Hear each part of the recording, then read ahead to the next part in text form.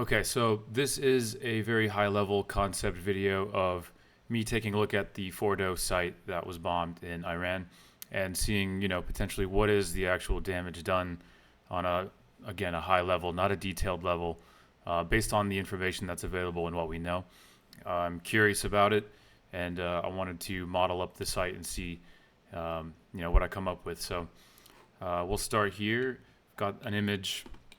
I'm using Revit. Obviously, I've got an image here where you can see an enhanced area where the bombs were dropped. So you have three like big holes over here to adjacent to the above ground facility. And so this is a site that houses centrifuges underground, and that's for enriching uranium and so forth. So got that image. I've got the 3D model here where you can see topographically what the terrain looks like in this location, and you can see the spots that the bombs were dropped, pointed out here, these vertical lines, and the facilities underground there. And then down here below, I've got just some more embellishment. So before I get going on this, I want to split this into two different categories. You've got your knowns and you've got your unknowns and the assumptions we have to make. So we know that the type of bomb used was a GBU-57 massive ordnance penetrator, aka the bunker buster. And we know that the number of bombs dropped on each of those two spots, I've seen a couple of different numbers online, so it's between 6 and 7 at each location, each spot, for 12 to 14 bombs dropped total. The depth of the bombs, we know based on anything you can Google yourself, is around 200 feet of earth it can penetrate down to until it detonates. It doesn't detonate at the surface, it burrows down first. And it can also go through 60 feet of concrete, just pure concrete. So the types of centrifuges we know are at this facility are IR-1. I don't know what these mean, to be honest with you. But the reason I looked that up is because I wanted to estimate the height of the facilities underground, and these are not going to be the controlling factor, as the tallest unit, the IR-1, is at 6 foot tall, roughly. So those are the knowns. The unknowns, we don't know the actual depth that this facility is below, the surface. It's estimated between 260 foot and 300 feet.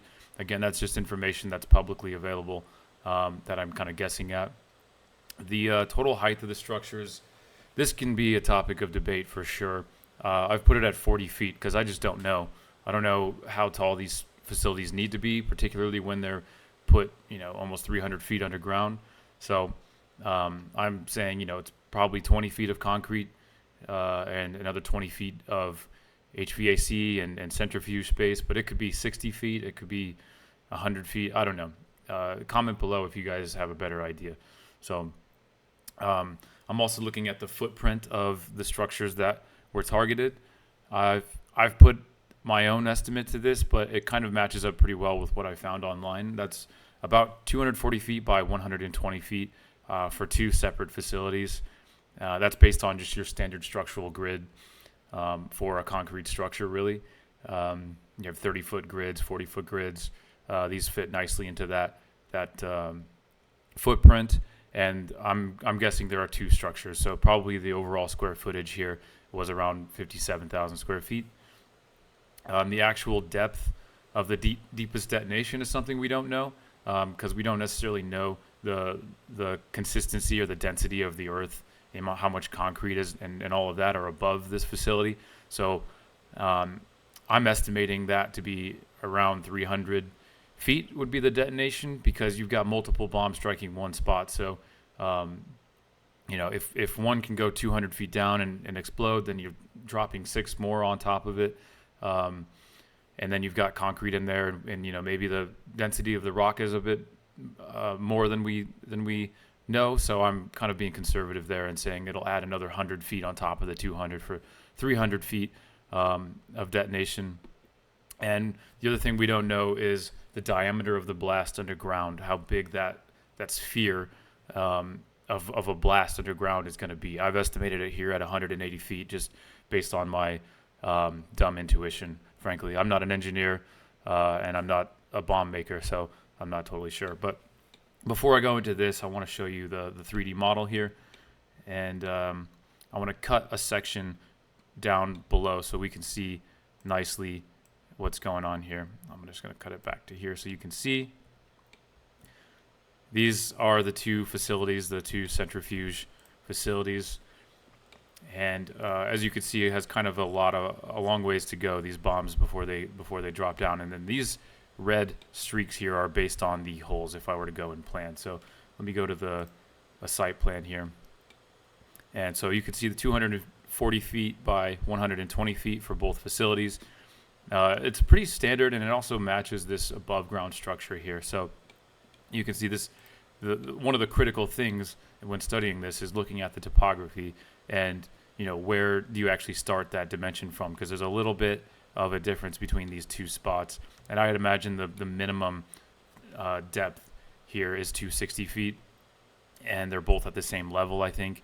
And so when you measure across it, it comes over to just over 300. So, you know, with those two footprints, I get a total gross area, you know, and even a net area. And you have two separate buildings, which I'm saying are roughly the same size. And I'm saying that the U.S. is trying to strike the very center of these. You know, I don't know what their intel is. This is just based on my dumb intuition here. So this is the section graphic, which is really where we get into the meat of what I think and what you guys might think. And so at 200 feet and at 180 foot, roughly 180 foot blast radius, you can see that this would at least touch the structure. And again, I don't know if this is 40 feet or if it's got more depth to it, but the top of it, if it's at 200 feet, it's going to detonate just above the structure for this one on the right, which is below the shallower earth. The one on the left here, you know, it's going to get just above it. Sorry, this one's going to actually penetrate it if you assume 180 feet blast is accurate.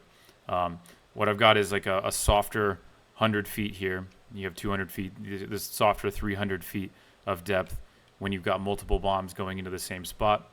To me, it looks like even if this blast radius is less than 100 feet, and even if these facilities are even another 50 feet deeper, you know, or even potentially 100 feet deeper, it to me looks like this is likely that it destroyed or did a really good job of destroying these two centrifuge facilities.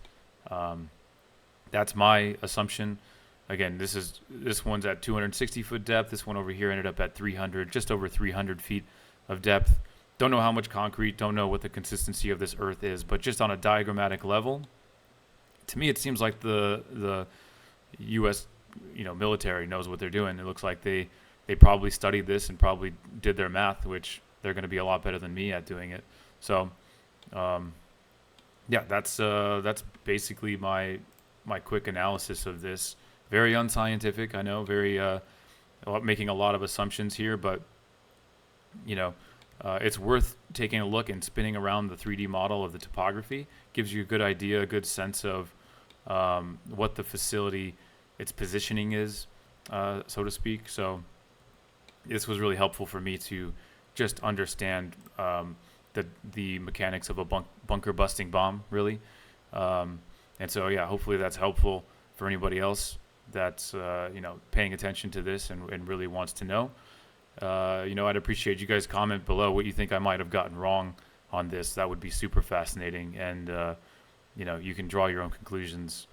That's kind of what I wanted to do here. So thanks for watching, thanks for your time, and tune in for the next video.